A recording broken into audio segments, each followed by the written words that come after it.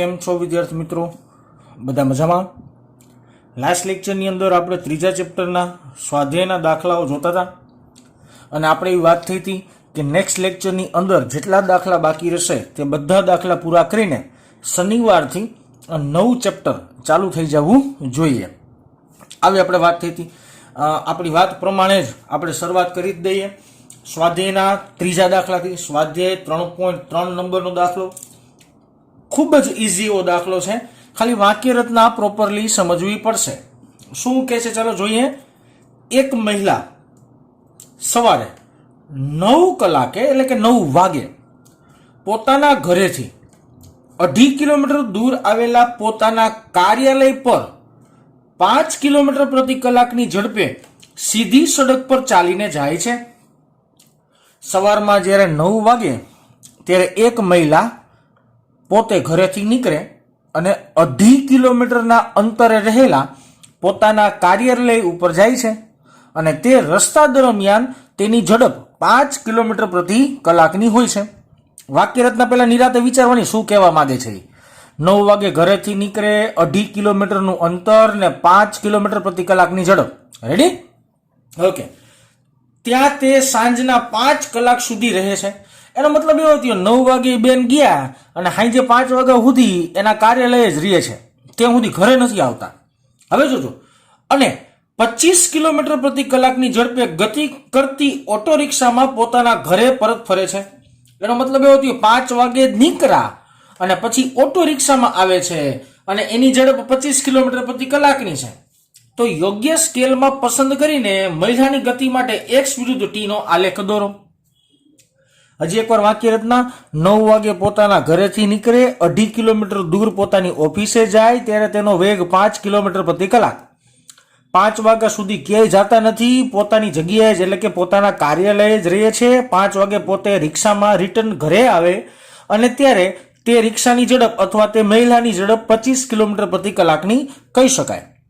તો આ મહિલાની ગતિ માટે x વિરુદ્ધ t નો આલેખ દોરવાનો છે. ઓકે, સરસ. હવે જો વિદ્યાર્થી મિત્રોમાં બે વસ્તુ મારે ખાસ શોધવી પડે. બે વસ્તુ શું શોધવી પડે કે ભાઈ ઘરેથી કાર્યાલયે ગયા ત્યારે લાગતો સમય કેટલો, કાર્યાલયથી પાછા ઘરે આવે ત્યારે લાગતો સમય કેટલો એ શોધવું પડે. હવે મને ખબર જ છે, અહીંયા કેલ્ક્યુલેશન દર્શાવું છું બેટા. તો સમય શોધવું તમારા માટે ખૂબ જ ઇઝી છે, કારણ કે સમય બરાબર અંતરના છેદમાં ઝડપ, આવું સમીકરણ આપણી પાસે છે. સમય બરાબર અંતરના છેદમાં ઝડપ. સાચું સમીકરણ શું છે તમને ખ્યાલ જ છે. ઝડપ બરાબર અંતરના છેદમાં સમય. સમયને મેં સૂત્રનો કરતા બનાવી દીધેલો છે. ઓકે, સૌથી પહેલી લીટી શું? તો કે ઘરેથી કાર્યાલય જવામાં લાગતો સમય.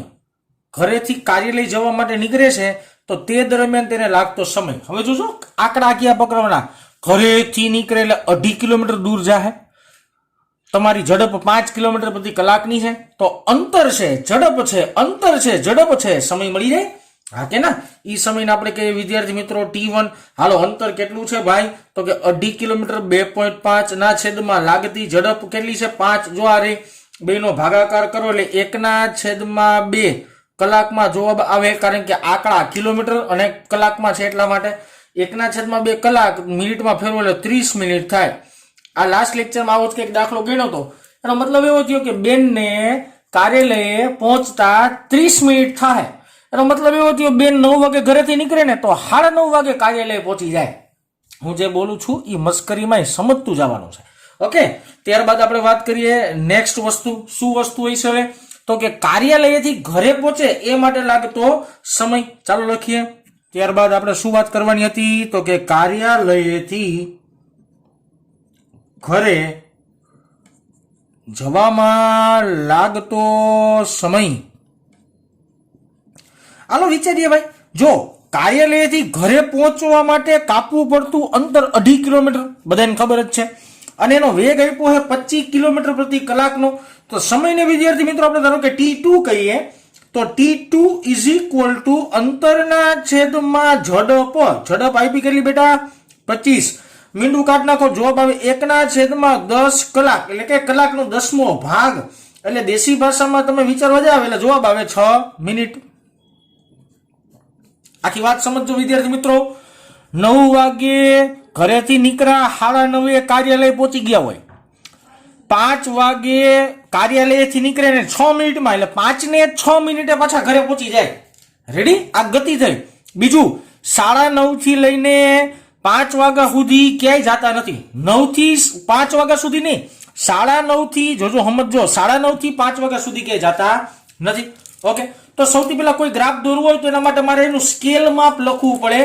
સ્કેલ માપનો મતલબ થાય એક્સ અક્ષ અને વાય અક્ષ ઉપર તમે કેવી રીતના માપ લ્યો છો ઈ. તો કે 10મા ધોરણની અંદર આ વસ્તુ ભણ્યા છો, છતાંય નો સમજે તો બહુ સિમ્પલ છે કે એક્સ અક્ષ ઉપર હું 1 સેન્ટીમીટરની જગ્યા ફૂટપટ્ટીમાં લઈશ અને 1 સેન્ટીમીટરની જગ્યાએ હું 0.5 કિલોમીટરને રજૂ કરીશ.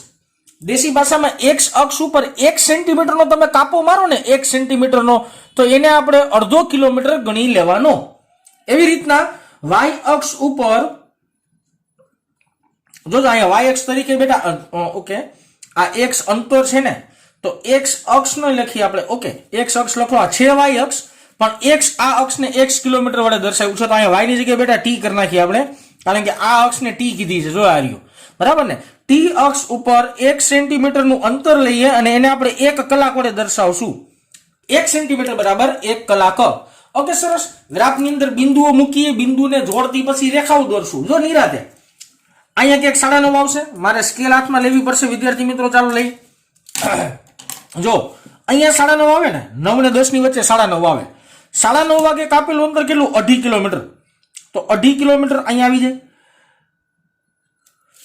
9:30 2.5 કિલોમીટર અંતર કાપી લીધું હોય છે. રેડી? હવે જો બીજું બિંદુ પકડો એક. ભાઈ શું બિંદુ પકડવાનું છે? તો કે 5 વાગે નીકળે. 5 વાગે નીકળે એટલે 5 વાગે અહીંથી નીકળતા હશે. આ જ બિંદુ અહીંથી 2.5 કિલોમીટરથી જ નીકળશે, તો આ જ બિંદુ પાછું આવે.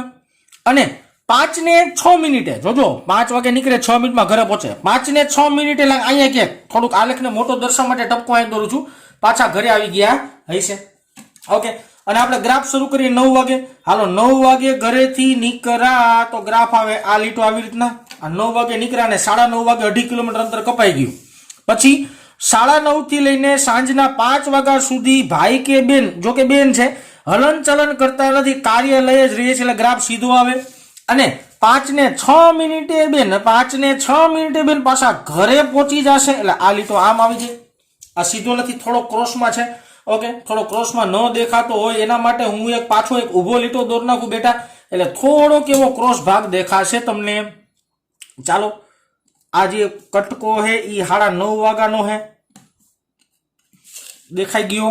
ઓકે, આ એક નાનકડો એવો ખૂબ જ સૂક્ષ્મ એવો કટકો હે, ઈ છે ભાઈ મસ્ત મજાનો 5 થી લઈને 5 થી 6 મિનિટ વચ્ચેનો ગાળો. તો આ એક સિમ્પલ ગ્રાફ થયો બેટા. આ દાખલામાં ખાલી આપણે ગ્રાફ જ દોરવાનું હતું. આ સ્કેલ માપ ખાસ સમજી લેવાનું બેટા. તમે જ્યારે ગ્રાફ પેપરની ઉપર આ દોરતા હોય ત્યારે સ્કેલ માપ લખવું ફરજિયાત હોય છે, બરાબર ને? તો આ યાદ રાખી લેવાનું ખાસ. આ થયો તમારો સિમ્પલ અને સોબર દાખલો, સ્વાધ્યાયનો 3.4 નંબરનો દાખલો. ઓકે, સરસ.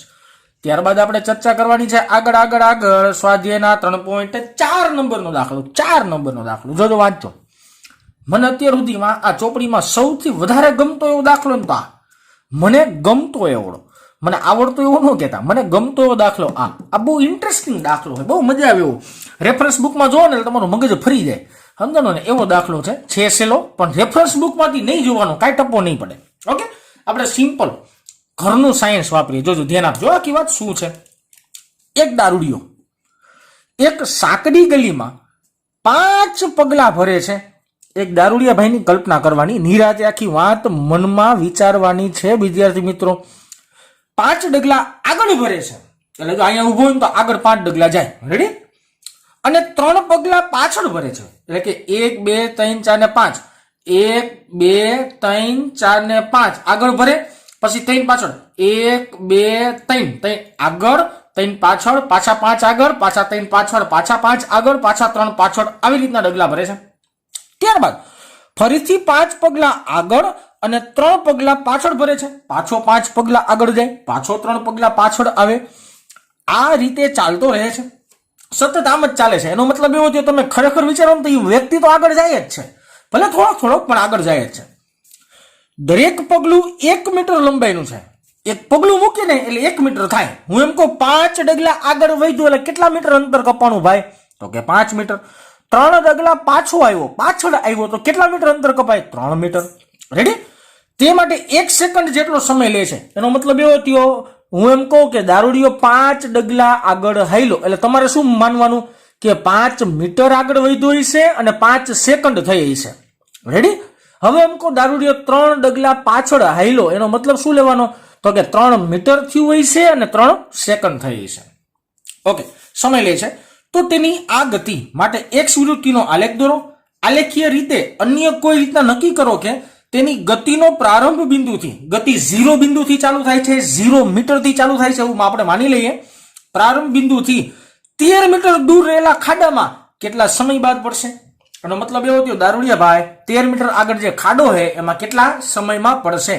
રકમ આપણે હંતાડી દઈએ, રકમની જરૂર હવે નથી.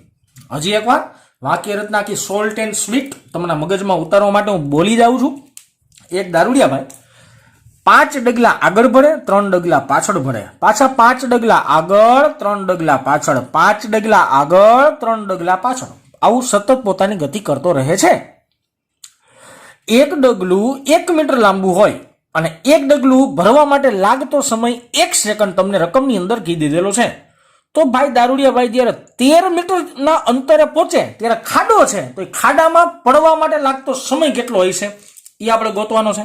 પહેલા તમે સિમ્પલ એક કોષ્ટક બનાવીએ. આવું કોષ્ટક તમને ક્યાંય નહીં જોવા મળે વિદ્યાર્થી મિત્રો, જે છે અસરકારક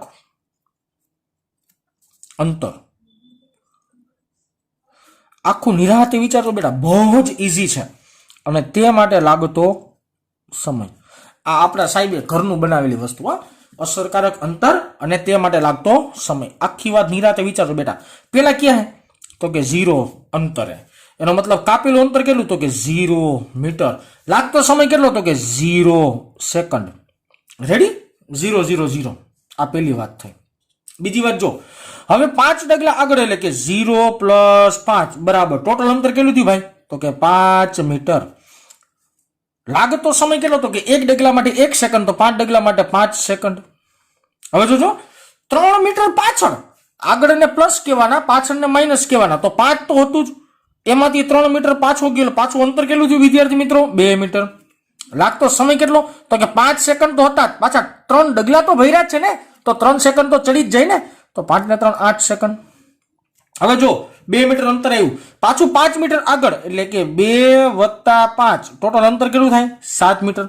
લાગતો સમય કેટલો? તો કે 8 સેકન્ડ તો હતું, 8 ને 5 કેટલા થઈ જશે? 13 સેકન્ડ. ઓકે, પાછો 3 મીટર પાછળ એટલે કે 7 મીટર હતું, એમાંથી 3 મીટર પાછું કાઢ નાખો એટલે કેટલું આવે વિદ્યાર્થી મિત્રો? 4 મીટર. લાગતો સમય કેટલો? તો કે 13 સેકન્ડ હતી અને 3 સેકન્ડ હજી થઈ હોય એટલે 16 સેકન્ડ થાય. ઓકે, 4 મીટર અંતર આવ્યું, 5 મીટર આગળ એટલે કે 5 ડગલા આગળ છે ભાઈ. હાલો 5 ડગલા આગળ એટલે ટોટલ અંતર કેટલું થયું ભાઈ? 9 મીટર.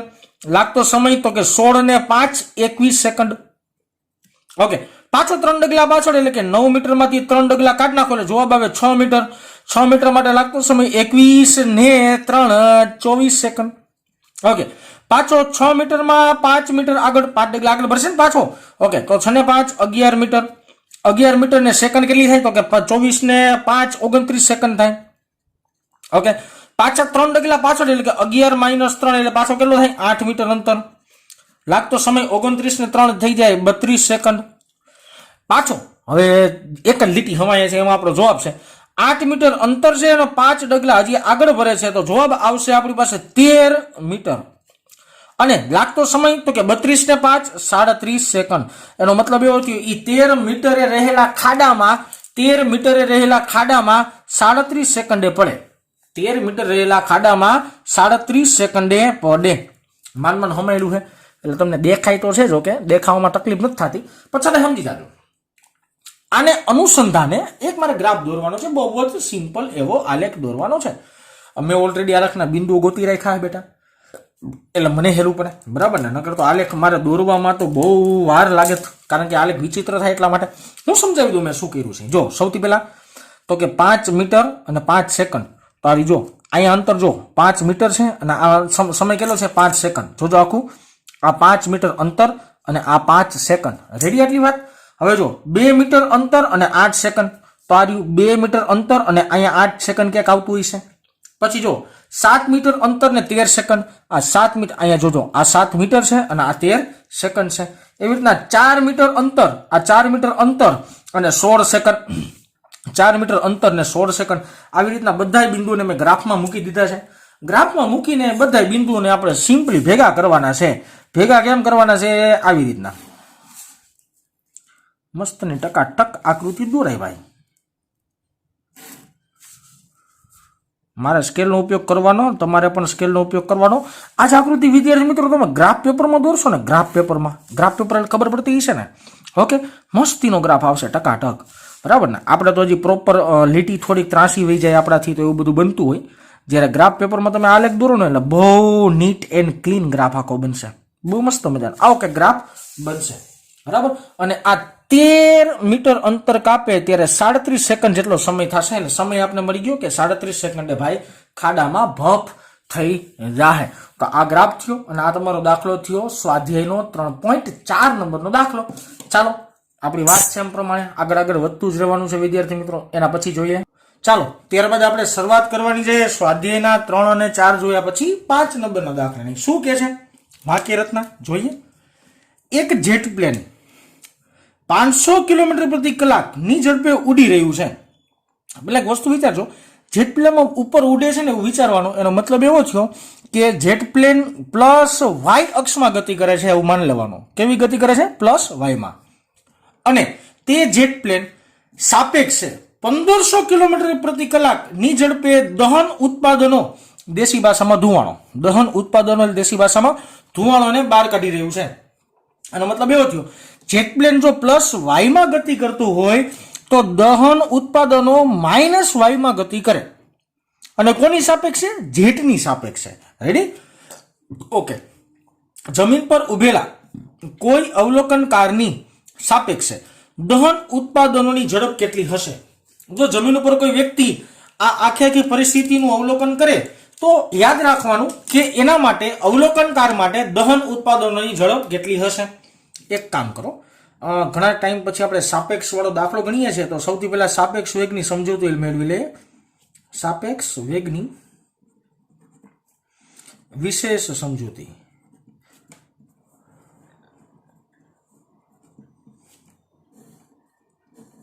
આ તમને ઓલરેડી મેં ભણાવેલું છે, છતાંય જેને ભૂલાઈ ગયું હોય એના માટેની વાત છે બેટા. આપણે એમ લખીએ કે એ ની સાપેક્ષે, એક મિનિટ,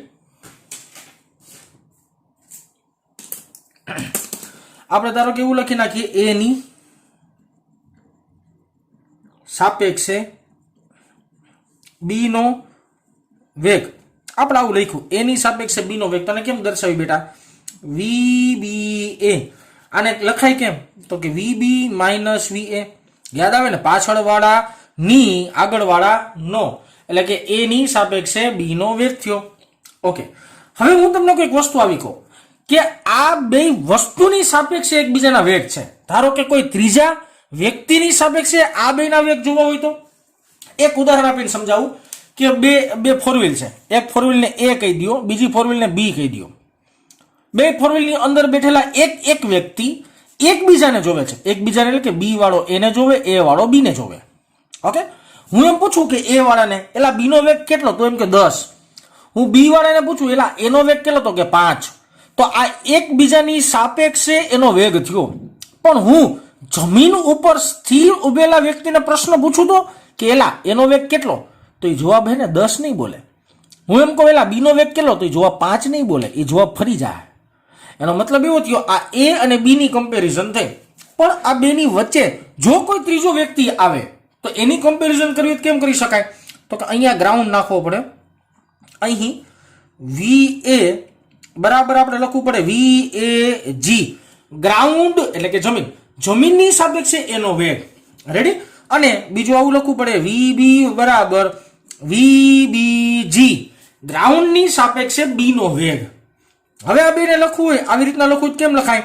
આને આવી રીતના જ લખવાનું છે બેટા કે બી એ એટલે કે એની સાપેક્ષે બી નો વેગ, તો આના બદલે લખી શકાય વી બી જી માઇનસ વી એ જી. ખાલી જી જેનો ઉમેરો થઈ જાય કારણ કે ગ્રાઉન્ડની સાપેક્ષે વાત ચાલે છે.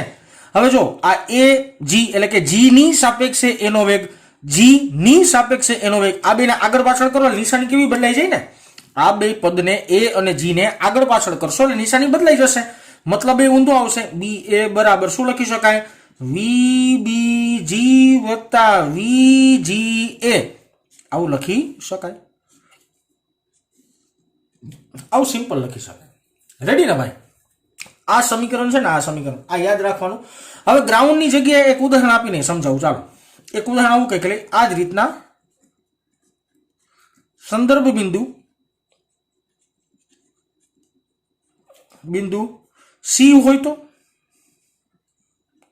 ટૂંકમાં જી ની જગ્યાએ શું લખવાનું, આપણે સી લખવાનું, તો આમ લખીએ કે ને વી બી એ બરાબર શું લખી શકાય, વી બી સી વત્તા વી સી એ, આવું પણ સમીકરણ બનાવી શકાય. આ પ્રસ્તુત દાખલાની અંદર, પ્રસ્તુત દાખલા એટલે કે આ જે સ્વાધ્યાયનો 3.5 મેં જો કે આ એક સમજાવેલું છે કે બીજી નિર્દેશ પ્રેમ ઉમેરવી તો કેવી રીતના ઉમેરી શકાય. મેં જ્યારે થિયરી ભણાવી હતી ને ભાઈ, ત્યારે મેં આ વસ્તુ તમને ઓલરેડી સમજાવી છે, પણ મને એવું લાગ્યું કે તમે હે ને આ દાખલા માટે એ વસ્તુ ભૂલી ગયા છો ને તો નહીં હાલે. આ વસ્તુ તમારે દાખલામાં લખવાની ક્યારે કે જો તમને દાખલાની અંદરના સ્ટેપ ન સમજાય ને તો તમારે આ વસ્તુ લખવાની, કારણ કે આની ઉપરથી સ્ટેપ બનાવીશ. જો તમને સમજાઈ જાય તો આ તમારે લખવાની કે જરૂર વિદ્યાર્થી મિત્રો નથી. ઓકે, સૌથી પહેલા રકમની અંદર આપેલા ડેટા બધે લખવા માંડીએ. સિમ્પલી હું જેટ ને જે વડે દર્શાવીશ, પછી ધુમાડાને સ્મોક એસ વડે દર્શાવીશ, ઇંગ્લિશમાં સ્મોક કહેવાય બરાબર ને, અને જમીનને હું ધારો કે જી વડે દર્શાવીશ. ચાલો જમીન એટલે ગ્રાઉન્ડ જી. આ મેં પેલા સંજ્ઞા નક્કી કરી લીધી. એવું નથી તમે જેટને જે વડે દર્શાવી શકો એના સિવાય તમે કોઈક માર્ક કાપી લે, ના, અને એબીસી વડે દર્શાવી શકે, એક્સ વાય ઝેડ આરે દર્શાવી શકે, તમને મજા આવે એમ. પણ નામ ઉપરથી તમે સંજ્ઞા યાદ રાખશો ને તો તમને હેલું પડશે બરાબર ને. ઓકે સરસ. બીજી એક વાત તમને રકમ આપી છે, જેટની ઝડપ, જેટની ઝડપ પણ કોની સાપેક્ષે, જમીનની સાપેક્ષે ને, તો આને એમ લખી શકાય વી જે જી બરાબર કેટલી આપી છે, 500 કિલોમીટર પ્રતિ કલાક. ઓકે, બીજી વાત આપી છે ધુમાડાની ઝડપ, ધુમાડાની ઝડપ જેટની પ્લેનની સાપેક્ષે. સાંભળજો રકમ કીધી છે, ધુમાડાની ઝડપ એટલે સ્મોકની ઝડપ પણ જેટની સાપેક્ષે કેટલી આપી છે વિદ્યાર્થી મિત્રો, 1500 કિલોમીટર પ્રતિ કલાક. હવે જો જેટ ઉપર જાય છે ને ધુમાડો નીચે આવે છે એટલે આગળ નિશાની કેવી મારે કરવી પડે, માઇનસ કરવી પડે. કેવી કરવી પડે, માઇનસ. આ ઋણ નિશાની આગળ છે, ખાસ ધ્યાનમાં લેજો, નાનું છે પણ ધ્યાનમાં લેવાની. ઓકે સરસ. સારું, હવે જમીનની સાપેક્ષે ધુમાડાની ઝડપ. હવે જમીનની સાપેક્ષે, જેટની સાપેક્ષે ધુમાડાની ઝડપ છે, જમીનની સાપેક્ષે ધુમાડાની ઝડપ એટલે આમ લખાય ને કે જમીનની સાપેક્ષે ધુમાડાની ઝડપ એસ જી. તને કેમ લખીએ ગઈ તો કે આમ લખીએ કે ને વી એસ જે વત્તા વી જે જી. એનો મતલબ તો કે જેટની સાપેક્ષે ધુમાડાની ઝડપ વત્તા ગ્રાઉન્ડની સાપેક્ષે જેટની ઝડપ, આ બેનો સરવાળો કરશો એટલે તમને જવાબ શું મળે તો કે જમીનની સાપેક્ષે ધુમાડાની ઝડપ. કિંમત મૂકીએ, આ કિંમત છે તમારી પાસે કેટલી છે, -1500. આવું સમીકરણ શું કરવા બનાવ્યું છે, કારણ કે મારી પાસે આ બે રાશિ છે ને એટલા માટે બરાબર ને. વચ્ચે સરવાળો જવાબ આવે 500, બેનો કેલ્ક્યુલેશન કરો જવાબ આવે -1000 કિલોમીટર પ્રતિ કલાક. આ મળ્યો તમને સ્મોક ગ્રાઉન્ડ, એનો મતલબ એવો થયો જમીનની સાપેક્ષે ધુમાડાની ઝડપ. નીચે આમ લીટી પણ લખી નખાય કે ધુમાડો એ જેટ પ્લેનની વિરુદ્ધ દિશામાં 1000 કિલોમીટર પ્રતિ કલાકની ઝડપે જતો દેખાશે. સિમ્પલ એવો નાનકડો દાખલો છે, પણ જો આવા કન્સેપ્ટ, બેઝિક કન્સેપ્ટ વિદ્યાર્થી મિત્રો ક્લિયર હોય ને તો દાખલો સહેલો લાગશે બરાબર ને, નકર વિચિત્ર લાગશે. અઘરો નહીં લાગે પણ વિચિત્ર લાગશે. ઓકે, ત્યારબાદ હવે જે દાખલા આપણે ભણીએ છીએ એ દાખલા બહુ સિમ્પલ, બહુ સિમ્પલ અને થિયોરિટિકલ દાખલા, થિયરી ઉપર આધારિત અને વ્યવહારિક જીવન સાથે આધારિત એવા દાખલા ગણવાના છે. સૌથી પહેલો દાખલો સ્વાધ્યાયનો 3.19 નંબરનો દાખલો. બહુ નાના નાના દાખલા. હવે 3-4 દાખલા, 3 થી 4 દાખલા, 19, 20 અને 21, 22 લગભગ 4 દાખલા બાકી છે, બરાબર ને? બહુ ઈઝી છે. ચાલો ગણિત નાખીએ હટાહટી. નીચે આકૃતિમાં આપેલા આલેખો માટે યોગ્ય પરિસ્થિતિ સૂચવો. દેશી ભાષામાં આલેખ આપ્યો છે, પરિસ્થિતિ કહેવાની છે. હમણાં 3.3 ને 3.4 જોયા, એમાં તમને પરિસ્થિતિ કીધી હતી અને આલેખ દોરવાનો હતો. આમાં ઊંધું છે કે આલેખ આપ્યા છે અને પરિસ્થિતિ કહેવાની છે. સૌથી પહેલો આલેખ જો, x વિરુદ્ધ t, v વિરુદ્ધ t, પ્રવેગ વિરુદ્ધ t. તો આવી 3 પરિસ્થિતિ કેવી છે? ઓકે, નિરાતે વિચાર્યા. ગ્રાફ કેનો જો, નિરાતે અહીંયા ગ્રાફ સીધો, એટલે કે ભાઈ હલતો જ નહીં હોય, સમય પસાર થાય પણ ભાઈ સ્થિર છે. પછી એકાએક આનો વેગ વધ્યો, અંતર વધ્યું એટલે મતલબ x વિરુદ્ધ t ના ગ્રાફમાં ઢાળ હોય ને વેગ આપે. આ બધાને ખબર જ છે. આ ઢાળ તીક્ષ્ણ છે અને પાછો ઢાળ આવી રીતના છે. એટલે જો અહીંયા પેલા તો ઢાળ આમ સીધો, એટલે વેગ હોય ને અચળ હોય, નિયમિત વેગથી ગતિ કરતો હોય, બરાબર. પાછો અહીંયા ઢાળ આમ ઉતરતો પણ છે તો સીધો જ, એનો મતલબ અહીંયા નિયમિત વેગ જ છે, પણ ઢાળ છે ને એ ઓછો તીક્ષ્ણ છે. એનો મતલબ એવો થયો ઢાળ લાંબો હોય. આમાં ઢાળ એકદમ ઊંચો છે, આમાં ઢાળ લાંબો છે, તો અહીંયા વેગ વધુ હોય ને વેગ કેવો હોય છે? ઓછો. પાછો અહીંયા પહોંચીને પદાર્થ સ્થિર થઈ ગયો. અહીંયા પહોંચીને પદાર્થ સ્થિર થયો, પણ આ નીચેનો ભાગ છે ને એ ઋણ છે, આ નેગેટિવ સાઈડ છે. સમજી ગયા ને? ગ્રાફનો નીચેનો ભાગ છે એ નેગેટિવ છે. ઓકે, સરસ. હવે આજ મારે વાક્યરચનાને રિપ્રેઝન્ટ કરવી ને તો કેમ કરે ખબર હે? તમારો રૂમ હોય ને, રૂમ, તમે જે જગ્યાએ રહેતા હોય એ જગ્યાએ રૂમમાં તમે ઊભું રહેવાનું વચ્ચે, બરાબર. રૂમમાં વચ્ચે ઊભું રહીને કોઈ પણ એક દિવાલ સામે મોઢું રાખવાનું. તમને મજા આવે ને એ એક દિવાલની સામે મોઢું રાખવાનું. રેડી?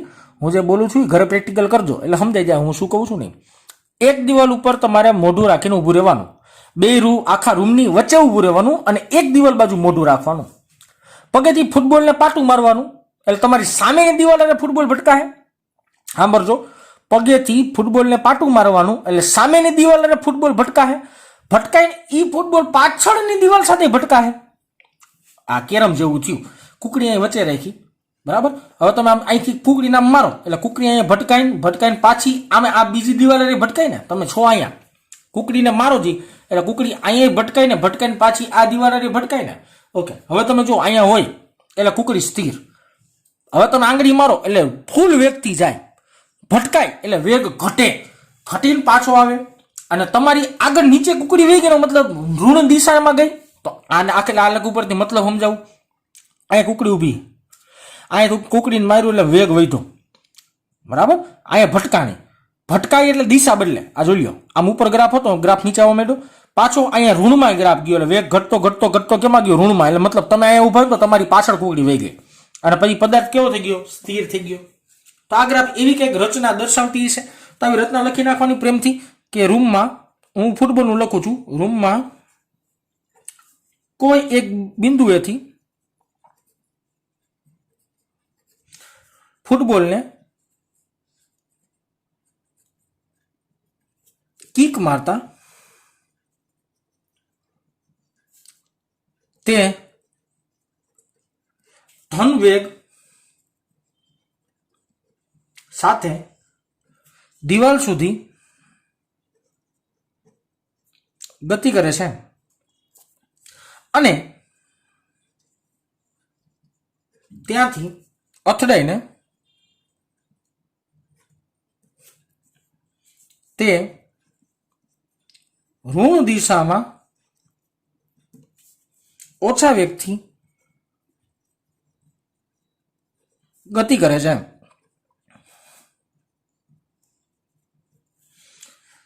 અને પછી સ્થિર થઈ જાય છે, એવું લખી નાખવાનું. અને સ્થિર થઈ જાય છે. આવી ગતિ દર્શાવેલી છે. આવી ગતિ આલેખમાં દર્શાવેલી છે. આવી કે ગતિ થતી હશે, એની ઉપરથી આ ગ્રાફ બન્યો. ઓકે, સરસ. ચાલો ત્યારે પછી બીજી વાત વિચારીએ. આ વેગ વિરુદ્ધ સમયનો, જો વેગ વિરુદ્ધ સમયનો ઢાળ હોય ને એ હંમેશા શું આપે? તમને પ્રવેગ આપે. જો ધન વેગ છે, વેગ 0 થાય, વેગ ઘટ્યો, પાછો અચાનક ધન વેગ 0 થાય, ઘટ્યો, પાછો અચાનક ધન વેગ 0 થાય, ઘટ્યો, પાછો ધન વેગ 0 થાય, ઘટ્યો, ધન 0 ઘટ્યો.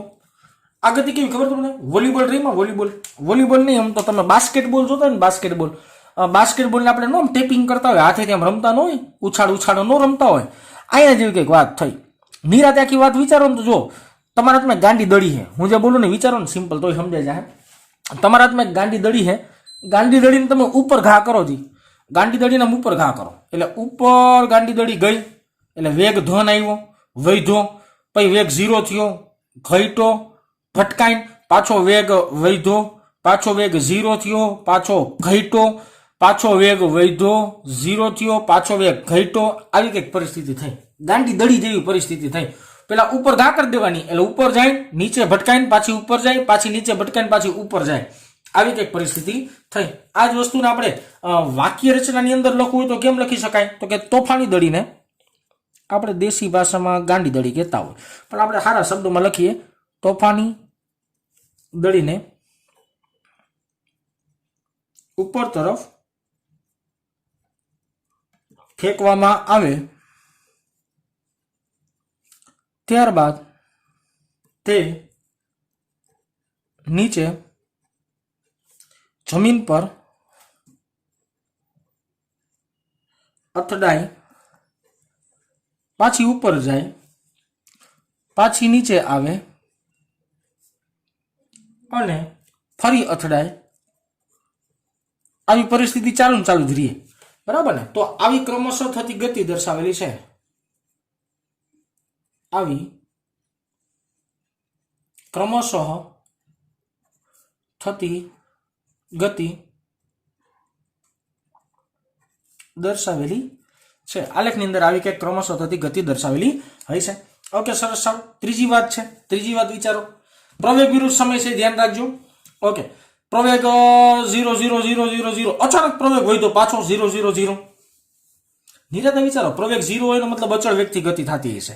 હે, આ ક્રિકેટ ઉપરથી સમજાવી ગઈ કે ધારો કે એક બોલરે દડો ફેંકો, બોલરે દડો ફેંકો અને બેટ્સમેને જોરથી દડાને શોટ માર્યો બેટેથી. બેટ્સમેને જોરથી દડાને શોટ માર્યો કેનાથી? બેટેથી. તો દડો જ્યારે બોલર ફેંકે ને ત્યારે એનો વેગ અચળ હોય, હવાનો અવરોધક બળ અવગણી નાખવાનું, ત્યારેનો વેગ અચળ હોય. બેટ આરે જ્યારે ભટકાય ને ત્યારે દડો થોડીક વાર પ્રવેગી ગતિ કરે, પાછોનો વેગ કેવો થઈ જાય? અચળ થઈ જાય. તો આવી કંઈક રચના હશે. તો આ ગ્રાફ એવો છે કે પ્રવેગ 0 0 0, પાછો વૈધો ને પાછો 0 0 0. આવી રીતના તો એવું લખી શકાય કે બોલર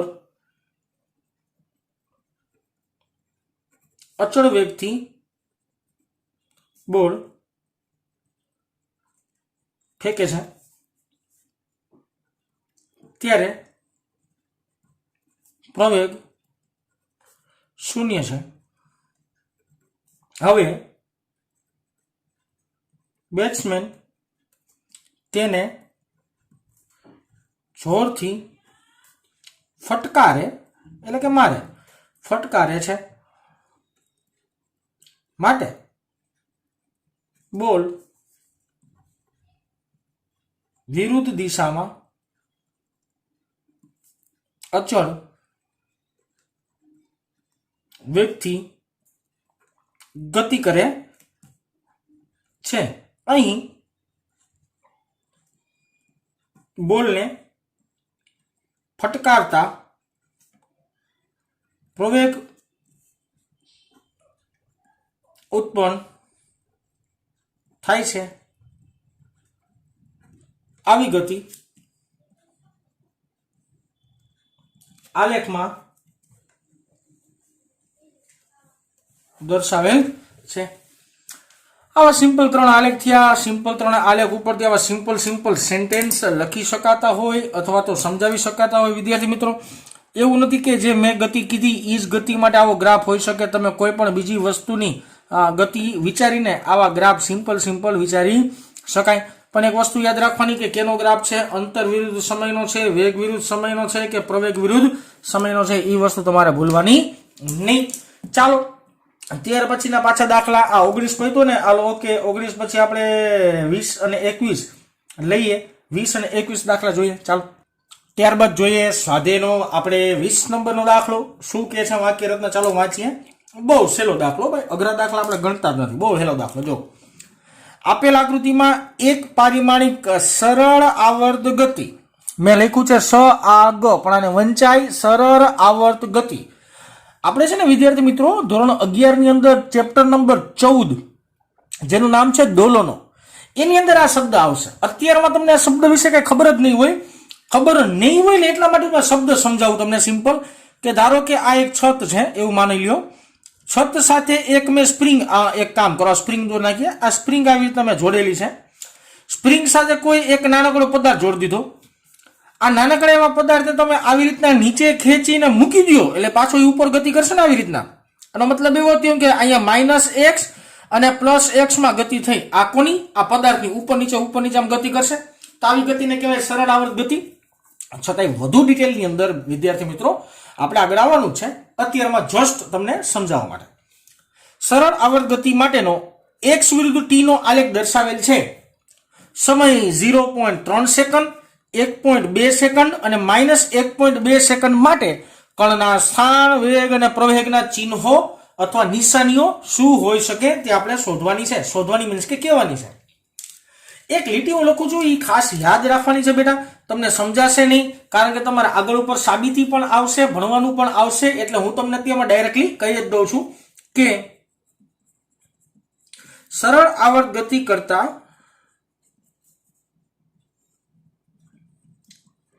પદાર્થનો પ્રવેગ a બરાબર -ω² x જેટલો હોય છે, જ્યાં ઓમેગા નો મતલબ થાય કોણીય આવૃત્તિ. આ શબ્દ બધા આવશે જો બેટા ભણવામાં, કોઈ કન્ફ્યુઝ ન થાય. x એટલે થશે સ્થાન. આગળ ઉપર આ શબ્દ, આ સમીકરણની સાબિતી બધું આવશે. પણ હવે ત્રીજા ચેપ્ટરમાં પ્રશ્ન પૂછી લીધો છે તો મારે તમને જવાબ દેવો પડે અને મારે તમને સમજાવવું પડે બેટા. સ્કીપ નથી કરી શકાતું, બરાબર ને? એટલા માટે આપણે ભણીએ છીએ. ઓકે, પહેલા તો આપણે આકૃતિ પરથી સમયના બિંદુઓ ગોતી લેજો. સૌથી પહેલા કીધું છે 0.3 સેકન્ડ, તો 0.3 સેકન્ડ એટલે લગભગ અહીંયા ક્યાં કઈ છે? આટલો ભાગ 1 સેકન્ડ છે. રેડી? ઓકે. પછી તમને સમય કીધું 1.2 સેકન્ડ, તો આ 1.2 સેકન્ડ લગભગ અહીંયા ક્યાં કઈ છે? પછી કીધું છે -1.2 એટલે -1.2 સેકન્ડ લગભગ અહીંયા ક્યાં કઈ છે? અને આપણે કીધું છે આ છે 0.3 સેકન્ડ. પછી આ આપણે કીધું છે 1.2 સેકન્ડ અને આ આપણે કીધું છે -1.2 સેકન્ડ. ઓકે, સરસ. હવે જો આના સાથે એક પ્રક્ષેપ દોર નાખી. પ્રક્ષેપ એટલે છાપ થાય ગુજરાતીમાં. દેશી ભાષામાં એક લીટો આમ લાંબો કરી નાખવાનો. આમાં એક લીટો આમ વિચારીએ અને આમાં એક લીટો વિચારીએ. ઓકે સરસ, આવી રીતના 3 લીટા વિચાર્યા. હવે તમે નિરાતે વિચારો ને સાહેબ, એક કામ કરો ને, હું ગ્રાફ જ બનાવી દઉં. ગ્રાફ શું? કોષ્ટક બનાવી દઉં છું. સમયનો એટલે t કહેવાય, સ્થાનનો એટલે x કહેવાય, વેગનો એટલે v કહેવાય અને પ્રવેગનો એટલે a કહેવાય. આ હેન્ડમેડ નાનકડું એવું કોષ્ટક બનાવી નાખી. કામ કરો એટલે આ વસ્તુ તમને મગજમાં ઉતરી જાય. ઓકે સરસ, ચાલો. 3 સમય છે મારી પાસે: 0.3 સેકન્ડ, 1.2 સેકન્ડ અને -1.2 સેકન્ડ. ઓકે, આકૃતિ પરથી નિરાતે વિચારવાનું છે, બહુ ઈઝી છે. તમારે સ્કેલથી વ્યવસ્થિત દોર નાખવાનું. મેં હટાડી દોર નાખ્યું ખાલી. ઓકે સરસ, ચાલો. 0.3 સેકન્ડ સ્થાન કેવું? તો કે જો સ્થાન એટલે શું? તો કે જે જગ્યાએ છે એ જગ્યા અક્ષની નીચેની આવે ને, આ બિંદુ આવે ને, અક્ષની નીચેનું બિંદુ આવે ને એટલે કેવો ગ્રાફ આવે? ઋણ આવે. ઋણ. હવે જો આ બિંદુ એમ સ્પર્શક દોરો છે, આ બિંદુ સ્પર્શક આમ દોરે તો સ્પર્શક કઈ દિશામાં છે? નીચેની દિશામાં સ્પર્શક છે, તો વેગે કેવો આવે? ઋણ આવે. ખબર પડે ને, કોઈ પણ દિશાએ વેગ ગોતવો હોય તો અહીંયા સ્પર્શક દોર નાખવાનો એટલે તમને ધન અને ઋણ ખબર પડી જાય. સમજાવું હજી એકવાર. જો તમને સ્પર્શક આમ નીચે ઉતરતો મળે ને તો એ ઋણ હોય, ઉપર ચડતો મળે ને તો કેવો હોય? સ્પર્શક ધન હોય. હવે પ્રવેગની વાત કરવી છે આપણે. હાલો સરસ, પ્રવેગની ચર્ચા કરીએ. તો પ્રવેગનું મૂલ્ય કેવું આવશે ખબર છે વિદ્યાર્થી મિત્રો? ધન આવશે. કેવી રીતે? જો સમજાવો. સ્થાન કેવું છે? ઋણ. તો અહીંયા સ્થાનની જગ્યાએ તમે કિંમત ઋણ મૂકો તો માઇનસ અને આનું માઇનસ પ્રવેગ કેવો થઈ જાય? ધન થઈ જાય. એની ઉપરથી પ્રવેગ ધન. 1.2 સેકન્ડે જો સ્થાન આ આવે છે એટલે કે ઉપલી અક્ષમાં છે, એટલે કે ધન અક્ષમાં છે, તો સ્થાન આવી જાય ધન. આ બિંદુ સ્પર્શક દોર નાખો તો સ્પર્શક કઈ દિશામાં મળે વિદ્યાર્થી મિત્રો? સ્પર્શક એ ધન જ મળે બેટા, એટલે વેગ એ ધન જ થાય. પણ અહીંયા જો તમે કિંમત ધન મૂકો તો જવાબ થાય માઇનસ, એટલે પ્રવેગ કેવો મળી જાય તમને? ઋણ મળે. હવે માઇનસ વાળી જગ્યા આ બિંદુએ જુઓ, ગ્રાફ નીચે આવે છે તો સ્થાન થઈ જાય ઋણ. હવે આ સ્પર્શક દોરો તો બેટા સ્પર્શક ગ્રાફ આમ ઉપર જાય છે ને, સ્પર્શક ઉપર આવે છે. સ્પર્શક જો ઉપર આવતો હોય તો વેગ તમને કેવો મળે? ધન મળે. અને પ્રવેગ અહીંયા કિંમત તમે જો ધન મૂકશો, સોરી અહીંયા કિંમત તમે ઋણ મૂકશો તો માઇનસ આ અને આનું માઇનસ, માઇનસ માઇનસ જવાબ કેવો થઈ જશે વિદ્યાર્થી મિત્રો? ધન થઈ જશે.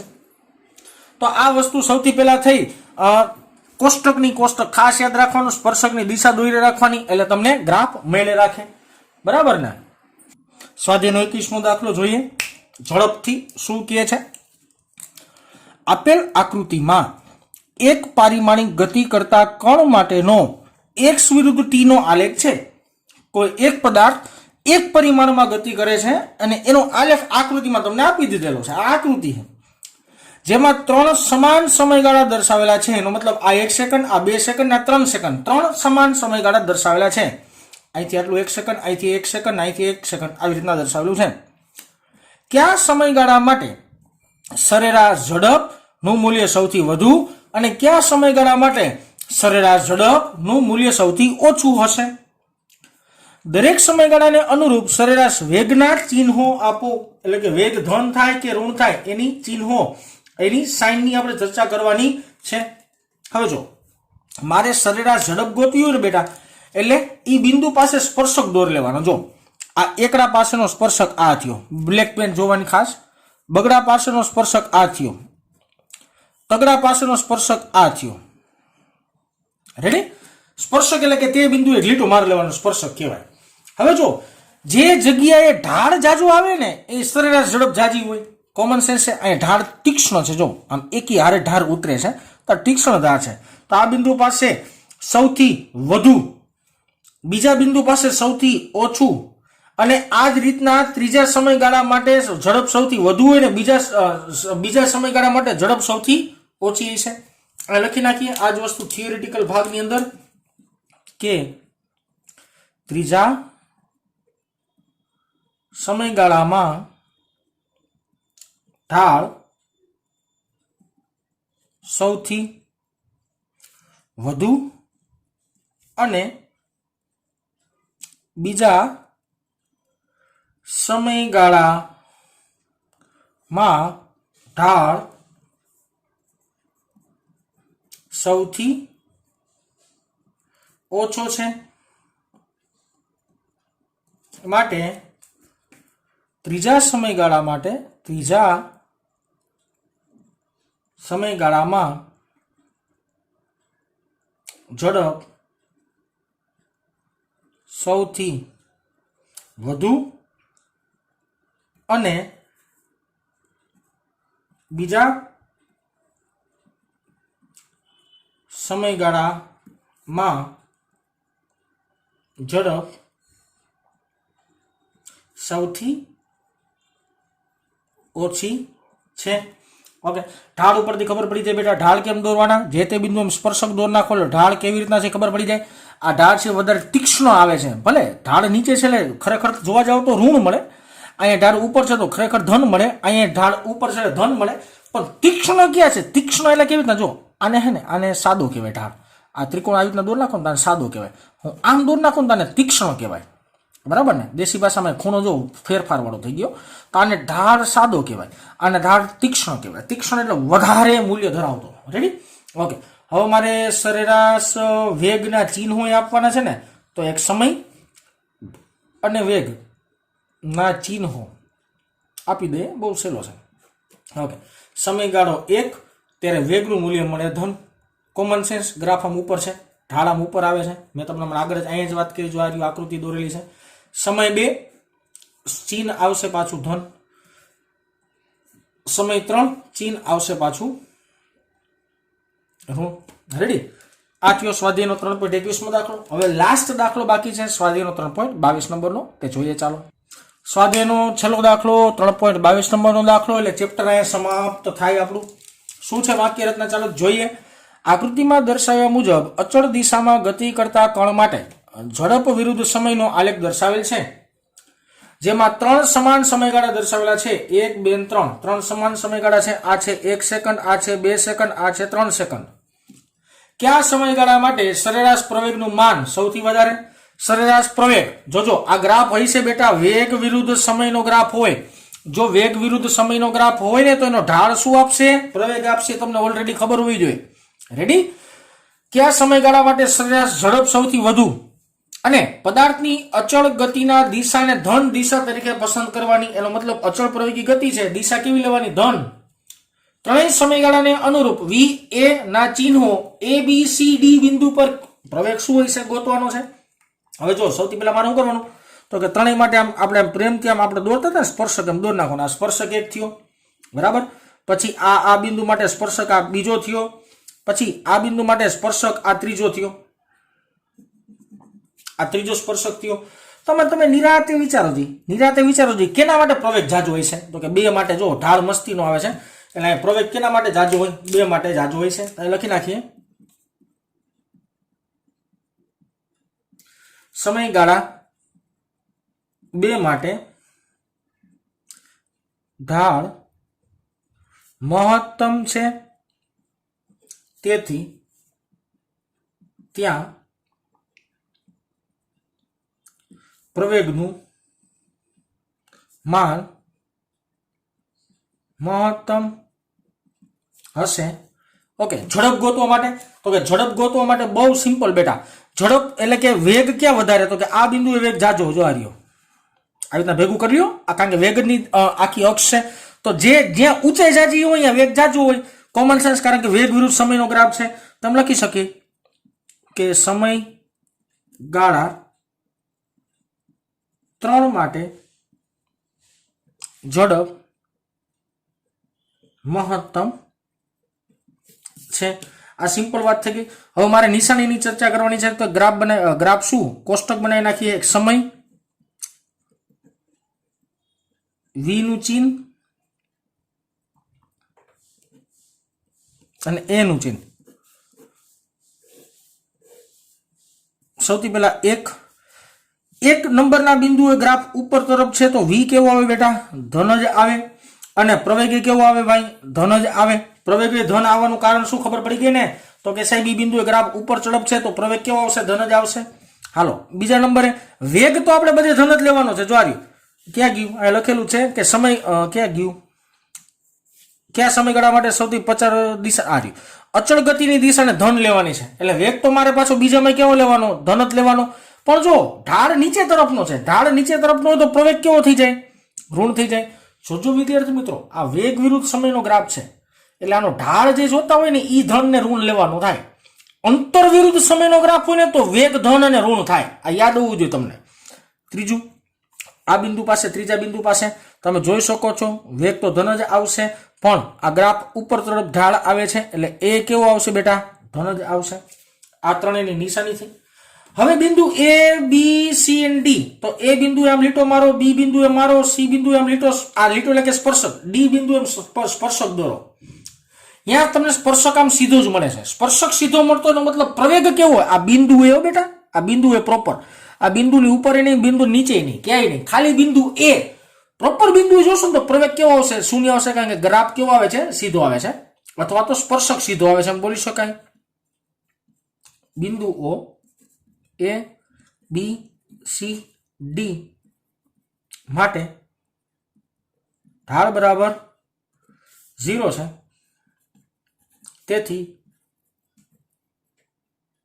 આ બિંદુ ઓ પાસે પ્રવેગ 0 છે અથવા તો પ્રવેગ 0 થશે. આજના દિવસનો તો નહીં પણ આ ચેપ્ટરનો સૌથી છેલ્લો દાખલો જે આપણે પૂરો કર્યો. વધારાના સ્વાધ્યાયના દાખલાઓ હોય આવે છે ટેક્સ્ટબુકની અંદર.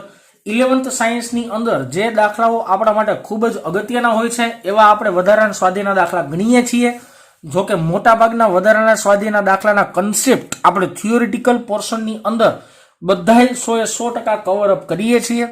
એટલે તમે જાતે ગણતા હોય તો પણ તમને સમજાઈ જશે, આવડી જશે, ઉપાધિ નથી કરવાની. ત્રીજું ચેપ્ટર પૂરું થયું. ત્રીજા ચેપ્ટરને લગતા કાંઈ પણ પ્રશ્ન, કાંઈ પણ દુવિધાઓ હોય તો મને 100% જરૂર પૂછજો. અને આખું ચેપ્ટર જેને જોયું હોય અને એને કાંઈ પ્રશ્ન ન હોય તો એકવાર વિડીયોમાં કોમેન્ટ લખી નાખજો કે ઓકે, બધું ઓકે છે, આખું ચેપ્ટર ડન થઈ ગયું સાહેબ. આવું એકવાર કોમેન્ટમાં લખજો એટલે મને ખબર પડે કે કેટલા વિદ્યાર્થીઓને આ આખું ચેપ્ટર કમ્પ્લીટલી આવડી ગયું છે. રેડી? તો બોલો શ્રી કૃષ્ણ કનૈયા લાલ કી જય સાથે આ ચેપ્ટર પૂરું કરીશું વિદ્યાર્થી મિત્રો. નેક્સ્ટ લેક્ચરથી નવું ચેપ્ટર જે છે ચેપ્ટર નંબર 4 સમતલમાં ગતિની શરૂઆત કરશું. ચાલો વિદ્યાર્થી મિત્રો.